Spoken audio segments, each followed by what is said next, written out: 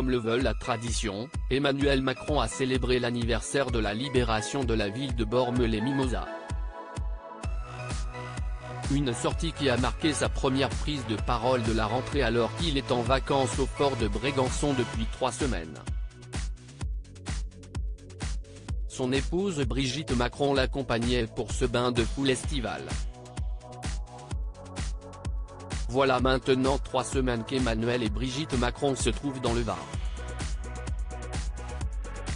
Au fort de Brégançon depuis le 29 juillet avec son épouse, le président de la République s'est montré extrêmement discret pour ses vacances très studieuses qui ont été marquées par la présence des enfants et petits-enfants de Brigitte Macron.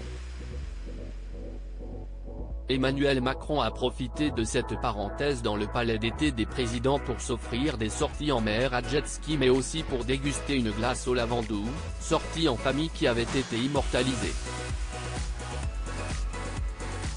Tous les étés, le chef de l'État assure un grand rendez-vous qui le fait sortir du fort de Brégançon, la célébration de l'anniversaire de la libération de la ville de Bormes-les-Mimosas.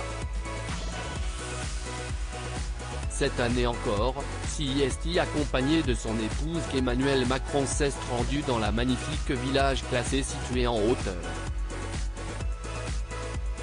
Jeudi 17 août, la première dame a présenté un teint allé face aux journalistes et aux milliers de spectateurs, tout comme son mari. L'ancienne professeure de lettres et de théâtre a opté pour un tailleur blanc qui faisait encore plus ressortir son bronzage. Brigitte Macron avait ses cheveux blonds détachés. Cette sortie du couple présidentiel à Bormes-les-Mimosas est toujours un rendez-vous très attendu par les habitants de la région mais aussi par les nombreux touristes en vacances dans la région. Comme toujours, Emmanuel et Brigitte Macron, entourés de plusieurs gardes du corps évidemment, se sont prêtés au jeu du bain de foule avec allégresse.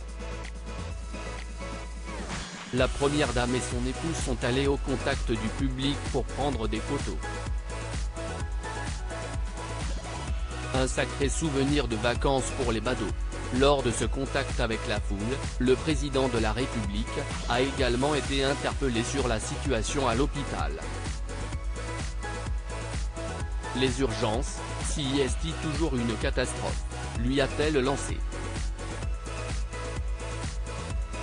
On ne lâche pas le combat, a répondu le chef de l'État. Un homme l'a ensuite interrogé sur les lois bioéthiques qui viennent, ne perdez jamais le sens sacré de la vie. Ne vous inquiétez pas, a répondu Emmanuel Macron, qui entend présenter un projet de loi sur la fin de vie dans les prochaines semaines. La jeunesse mise en avant par Emmanuel Macron dans une allocution qui a duré 13 minutes, Emmanuel Macron a rendu hommage aux jeunes ayant participé au débarquement de Provence, prêts à mourir pour la liberté collective, avant d'évoquer la jeunesse française de 2023. Il y a dans nos jeunes un appétit de liberté, un idéalisme qui se cherche parfois. Et auquel nous devons répondre.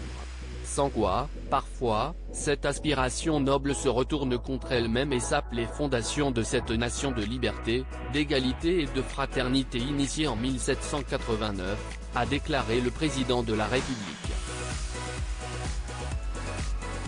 Hors de ce champ commun prospère la division, la désunion, qui pave la voie du chaos et de l'injustice, a-t-il ajouté. Les jeunes libérateurs de 1944 nous ont montré. Exercer sa liberté, ça n'est pas une frénésie de transgression, ça n'est pas une fièvre de renverser les interdits. CIST d'abord et avant tout une volonté maîtrisée et forte, capable d'assumer les contraintes qu'elle se choisit, a également déclaré le chef de l'État. Et cette liberté-là, qui n'existe que parce qu'elle est toujours et d'abord collective, les droits qui s'ensuivent qui ne sont là que parce qu'il y avait d'abord des devoirs, CIST ce dont nous devons nourrir nos jeunes générations, a-t-il ajouté. La mort de Naël, tué par un policier lors d'un contrôle routier le 27 juin à Nanterre, a été suivie de plusieurs nuits d'émeutes urbaines dans de nombreuses villes en France. Le chef de l'État avait alors souligné le besoin de restaurer l'autorité dans le pays. Le président n'a fait aucune autre allusion à la situation politique lors de cette cérémonie protocolaire devenue un passage obligé des étés présidentiels, précédant de quelques jours le Conseil des ministres de reprise.